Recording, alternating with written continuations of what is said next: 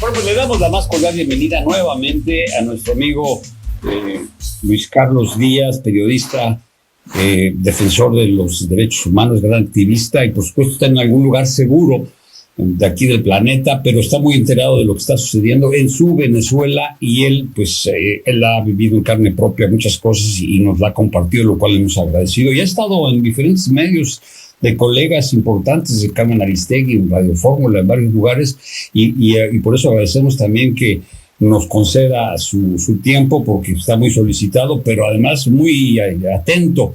Luis Carlos, bienvenido, buenas tardes. Muchísimas gracias, de verdad, un placer, y yo amo México, y por eso cualquier llamada voy a decir que sí, de verdad. Muchas gracias, de verdad. Y aparte tienes nacionalidad hispana, ¿no? También española. Yo sí soy venezolano y español. Mi familia materna llegó a Venezuela como en el 79 y se volvieron a ir todos a partir del 94, 95. Ya mi madre se fue en 2010. Yo era el único, vamos a decir, que estaba por ahí dando vueltas por Venezuela, pero todos los demás se fueron. Oye, y cuéntanos, primero que nada, después de la crónica y la reseña que nos hiciste hace el martes pasado, aquí en Los Cabos a la Carta, cuéntanos este anuncio que hizo con gran pompa y circunstancia, que de alguna manera, pues delata que sí estaban siendo represores, Jorge Rodríguez, diciendo que, pues, como un gesto de paz unilateral, iban a liberar un número importante de encarcelados, ¿no? De excarcelarlos, decía él. ¿Cuántos llevan de los más de 800? O tú decías que son más de 1,200 por ahí, ¿no? Sí, señor. De esos 1,200 hasta ahora hemos confirmado 11. 11. Menos del 1%. O sea, han engañado a Estados Unidos, han engañado a todo el mundo con, vamos a decir, la opinión pública. Nosotros estábamos pensando que iban a liberar algunas centenares de personas. Probablemente ocurra en las próximas horas, no lo sabemos, pero ya desde ayer la agonía para la familia ha sido enorme. Claro, es una tortura, eso es una tortura porque crea falsas expectativas, porque pues todo el mundo está afuera, ahí en el famoso el Helicoide. El Helicoide es un edificio muy peculiar que había sido, creo que, creado para una plaza comercial muy lujosa y ahora se convirtió en un centro de detención terrible, ¿no? Te lo puedo describir. El Helicoide, primero imagínate una montaña de piedra absolutamente dura, una piedra muy firme, muy dura, que se llama la Roca Tarpeya en Caracas, en el suroeste. Entonces, en esa roca, lo que hicieron estos arquitectos en los años 50 fue que hicieron una suerte de caracol que rodea la montaña como una serpentina. Ahorita a ver si lo presentamos para que la gente... Una serpentina que baja, y entonces la idea estaba pensado para el coche, para el vehículo, en los años 50, como los supersónicos, imagínate, que tú subieras haciendo un caracol alrededor de la montaña con todos los shopping, todos los locales comerciales en el borde de esa montaña.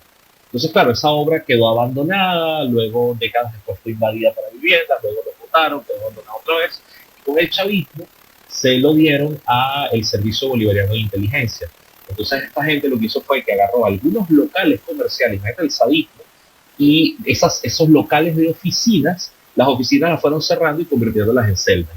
Entonces, por ejemplo, a mí me tuvieron encerrado en una que parecía un closet. Yo estiraba los brazos y no podía. O sea, no podía estirar los brazos. Era un poco más ancho que mis hombros y solamente podías acostarte. O sea, era como estar una suerte de féretro, pero claro, con el techo más alto. Que es como una perrera, ¿no? Donde meten a la gente cuando llega.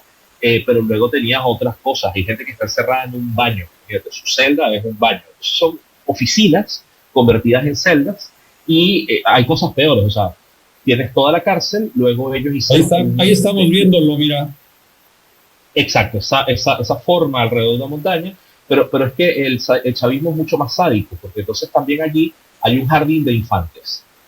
En otra parte hay un jardín de infantes. Entonces cuando la gente critica el Helicoide, el chavismo dice, no, pero sí que hay niños, o sea, que hay un jardín de infancia. Entonces después hay un museo militar. Y en la cúspide, en la cúpula, hay una cancha, un estadio de básquet donde hacen torneos nacionales, donde llevan colegios a competir, es como una cancha profesional. Entonces imagínate, juegos de básquet arriba y los presos abajo siendo torturados. O sea, es asqueroso, es terrible. Y creo que lo pueden ver incluso si hacen la geolocalización en Instagram, van a ver todo el esfuerzo del chavismo para mostrar el helicoide como un sitio cool, como un sitio sano, y bueno, abajo tienen todas las sectas. Pero cuidado. Es que las personas que no lo están viendo ahorita, que nos están escuchando, luego busque la imagen de helicoide con H, es como de helicuerpo, ¿no? Es un helicoide para que lo busquen. Y nosotros lo estamos presentando ahorita a través de... Pero fíjate, esto va a pasar a ser un símbolo como la ESMA en Argentina, va a pasar a un símbolo como, bueno, quizás algún campo de concentración famoso, pero es uno de más de 90 centros de reclusión en Venezuela donde hay presos políticos. O sea, están regados por todas partes. Una pregunta, ¿a ti te recluyeron en este centro motivados por qué y durante cuánto tiempo? No, a mí primero me llevaron a un centro clandestino, que son casas ocultas donde torturan gente el tiempo que les dé la gana, y después me llevaron al helicoide. En el helicoide yo pasé alrededor de 2 días porque en mi caso hubo una presión gigantesca, unas campañas, unas protestas muy grandes. Bueno, les pongo de contexto, yo estaba en el canal, bueno, en el programa de radio más importante de todo el país. O sea, era parte de ancla del programa más importante del país. Entonces, claro, me conocía mucha gente y la radio donde trabajaba hizo muchísima campaña por mí y mi esposa y Naciones Unidas y mucha gente. Entonces, el chavismo tuvo que expulsarme, o sea, sacarme, escarcelarme de ahí. Pero el cuento es que ellos quisieron culparme a mí de un apagón que hubo en Venezuela. Hubo un corte eléctrico. Yo soy un periodista que trabaja derechos humanos, pero también trabaja tecnología, y a ellos se les ocurrió que yo era un hacker que había hackeado el sistema eléctrico. Entonces, toda la sesión de tortura era para que yo me autoincriminara, para que yo grabara un video diciendo, sí, señores, yo hackeé la hidroeléctrica nacional completa, cosa que es ridícula porque la hidroeléctrica en Venezuela es de los años 70, no tiene computadoras, no tiene internet, pero decían que yo la había hackeado. Entonces, bueno, fue bastante horroroso, grave, pero también te demuestra cómo es el chavismo de perverso. Y en ese momento, en el helicoide, yo recuerdo que había 148 presos.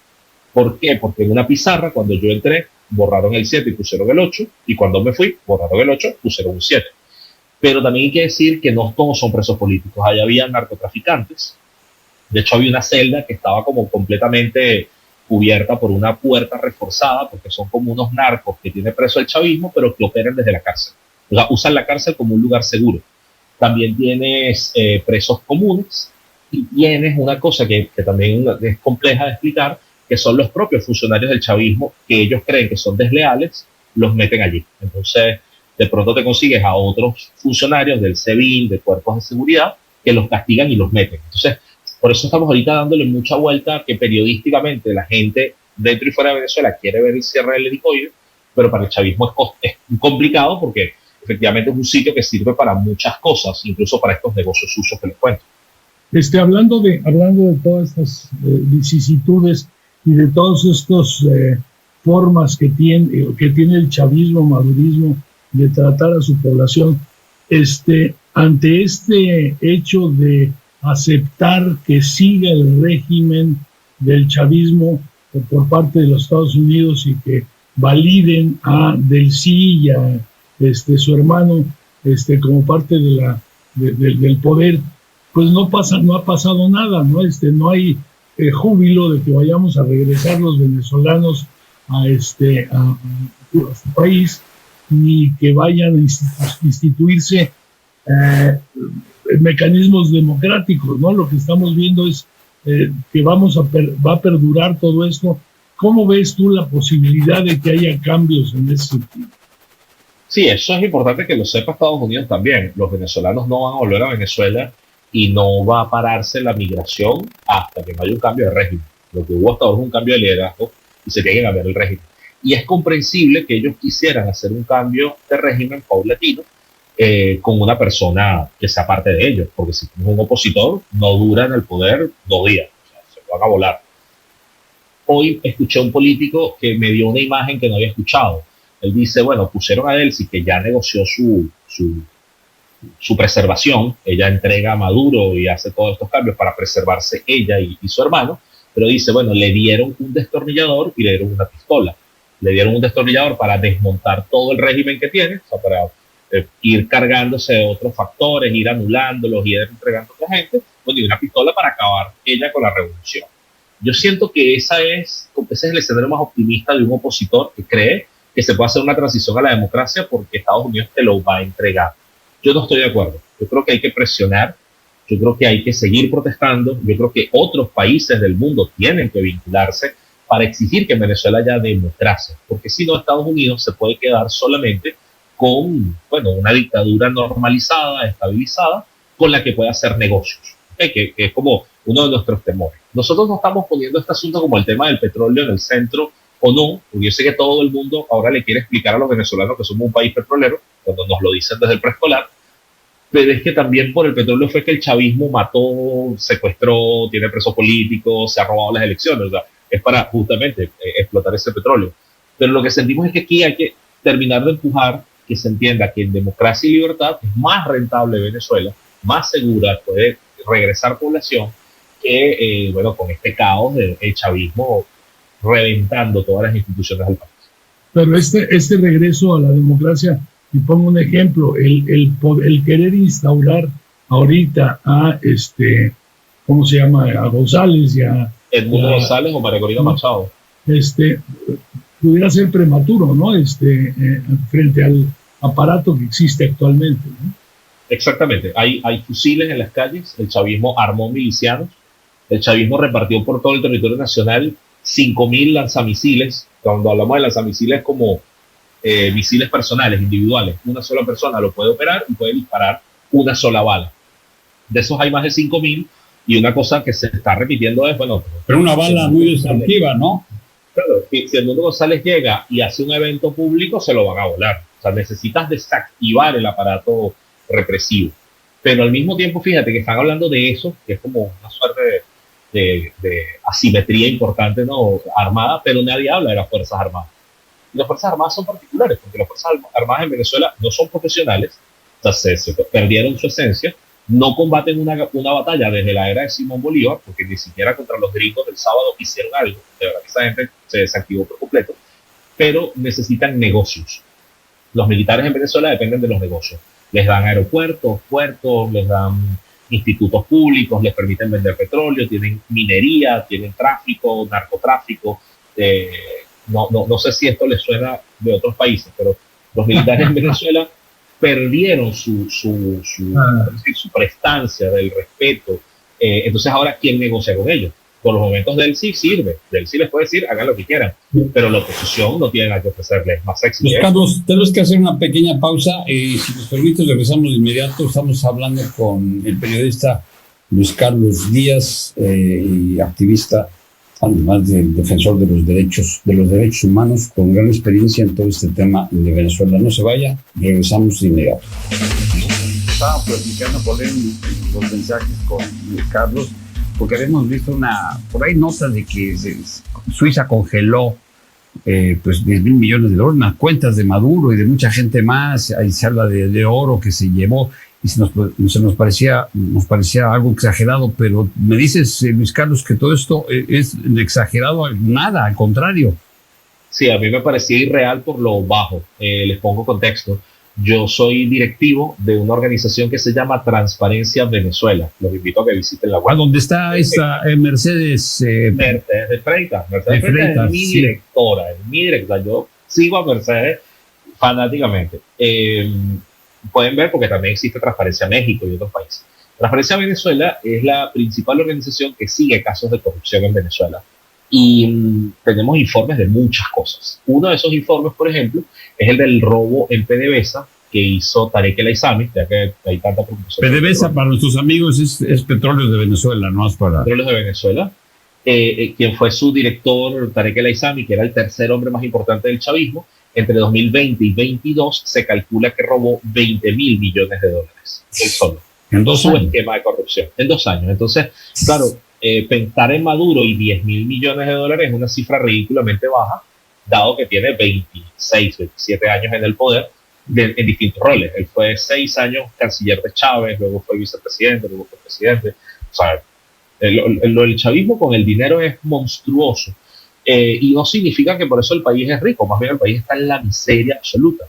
De hecho, es muy curioso porque a veces nos toca hablar de corrupción con otros países y te dicen, no, claro, todos son corruptos, aquí también son corruptos. Pero cuando ves los casos, hay casos de 5 millones de dólares y nosotros estamos buscando gente que tiene 1.200 millones de dólares. Entonces,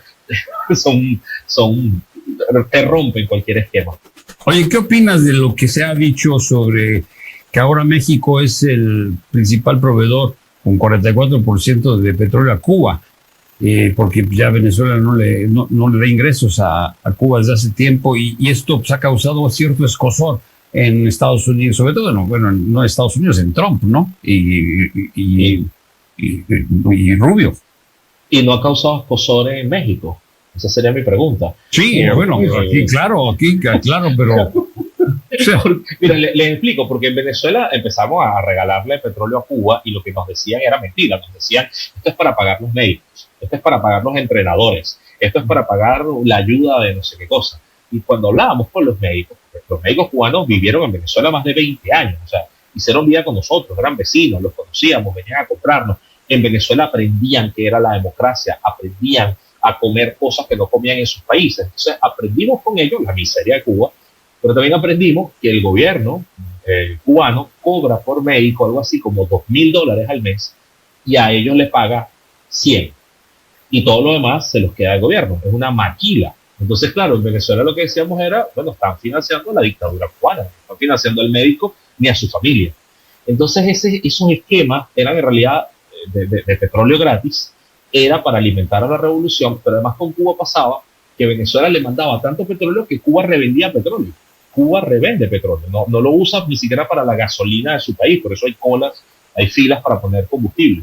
Entonces hay corrupción al final y es robo. Nos hablas del Tuerto Andrade, ¿no? ¿Quién es? Miren, ese es un cuentazo. Ustedes busquen en Google, por favor, el señor se llama el Tuerto Andrade. El Tuerto Andrade era una escolta de Chávez, para que vean el tema de corrupción. Y en Venezuela hay un juego que se llama chapita, que yo creo que ustedes le llaman corcholata, o sea, la chapa que va en un... Sí, la corcholata. La corcholata, eso la gente la lanza como si fuese un pitcher de béisbol y la batea con un palo de escoba. Así de ridículo como suena, estaban jugando chapita, Hugo Chávez lanzó la corcholata, se la clavó en un ojo, se lo vació y se empezó a llamar el Tuerto Andrade. Y lo que hizo Chávez con su escolta fue que le dio un banco. Así de fácil, o sea, se convirtió en director de un banco, el Bandes, y con el Bandes resulta que en algún momento se fue del país y se fue a vivir a Miami. Y en Miami lo agarran preso y el hombre tenía $1.500 millones que le pudieron comprobar. Le costó un ojo de la cara. Claro, pero $1.500 millones es más, agárrense, que lo que tiene Messi. Es más que la fortuna de Messi. Y a Messi lo vimos jugar. El Tuerto Andrade no, llamaba. Esa es la corrupción chavista. Ahora que decías antes del corte, que no sé si ustedes han oído de este tipo de corrupción, de este tipo en otros países, me da mucha risa porque finalmente todo eso es exactamente lo que actualmente estamos viviendo en México. Este asunto de los médicos cubanos, este asunto de mandar petróleo a Cuba, el asunto de la corrupción a través de 20,000 maneras y sobre todo la hipocresía o la fórmula de decir mentiras de parte del gobierno de que no, esto es para ayuda humanitaria y esto es cuando en realidad lo que estamos haciendo acá es replicar todo el esquema que se instituyó en Venezuela y lo estamos replicando de una forma muy fiel, ¿no? Entonces, yo te agradezco que nos hayas dicho exactamente lo mismo que de lo que está sucediendo aquí, pero también que quería yo entrar al tema del petróleo. Hay muchas discusiones en que si efectivamente son 300,000, porque en la época de Chávez, de un año a otro subieron de 100,000 a 200,000, el siguiente año a 300,000, que si el petróleo es muy pesado y no se puede fácilmente refinar.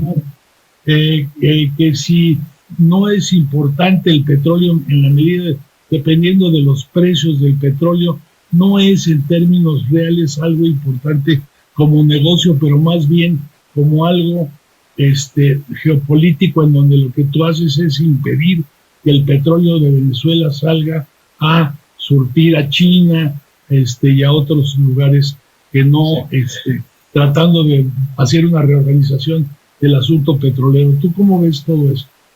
Sí, lo que pasa es que piensan igual, es una serie de Netflix que tiene 27 temporadas y ponerse al día rápido es difícil. Pero cuando Hugo Chávez llegó al poder en el 99, Venezuela producía 3 millones de barriles diarios. 3 millones. Había empresas mixtas, la empresa petrolera era venezolana, se había nacionalizado en los años 70, porque otra leyenda dice que Chávez estatizó el petróleo y tal. Eso es mentira, mentira. La empresa pública de petróleo, PDVSA, lo es desde los años 70. Se producían 3 millones de barriles, pero en esos años el petróleo costaba 10, 12, 15 dólares el barril. Era más bajo. Después del 2001, después de distintas crisis mundiales, el petróleo empieza a subir y tiene unos precios mucho más altos. Entonces, Hugo Chávez en el año 2002 hace algo que es uno de los grandes errores de la historia de Venezuela, que fue que votó de la empresa petrolera a 20.000 personas. Las vota porque la presidencia, o sea, Hugo Chávez quería tomar control de PDVSA, que era autónoma de cierta forma, o sea, una empresa estatal, pero que tenía que tener su propia meritocracia, o sea, la gente tenía que llegar a los cargos por competencia, por prueba, por tener los méritos para estar allí. Hugo Chávez quería politizarla por completo, los técnicos de PDVSA se opusieron, hicieron un paro petrolero y Chávez los votó a todos.